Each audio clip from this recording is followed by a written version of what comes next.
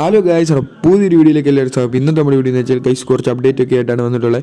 Guys ആദ്യത്തെ update എന്ന് വെച്ചാൽ സാൻജോയെ സ്വന്തമാക്കാൻ, ചെൽസി താരമായ സാൻജോയെ സ്വന്തമാക്കാൻ ഇപ്പം നാപ്പോളിയെ മുമ്പോട്ട് വന്നിട്ടുണ്ട്. സാൻജോ ഒരു സൂപ്പർ പ്ലെയർ തന്നെയാണ് ഗൈസ്. ആദ്യം സാൻജോ കളിച്ചുകൊണ്ടിരുന്നത് ബൊറൂസിയ ഡോർട്ട്മണ്ടിലാണ് ഗൈസ്. അത് കഴിഞ്ഞാണ് ചെൽസിയിലോട്ട് വന്നത്. ചെൽസി ഒരു നല്ല സീസൺ തന്നെയായിരുന്നു.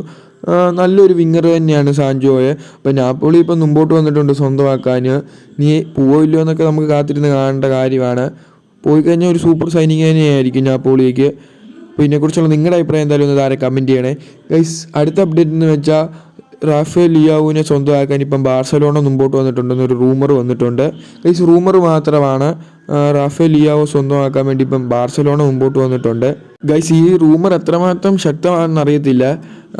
കഴിഞ്ഞ ദിവസം നിക്കോ വില്യംസിനെ സ്വന്തമാക്കാനും ബാർസ മുമ്പോട്ട് വന്നിട്ടുണ്ട് ഗൈസ്. എന്തായാലും നിക്കോ വില്യംസിൻ്റെ കരാറ് നടന്നില്ല മാത്രമേ എന്തായാലും റാഫേൽ ലിയാവുവിനെ മേടിക്കത്തുള്ളൂ.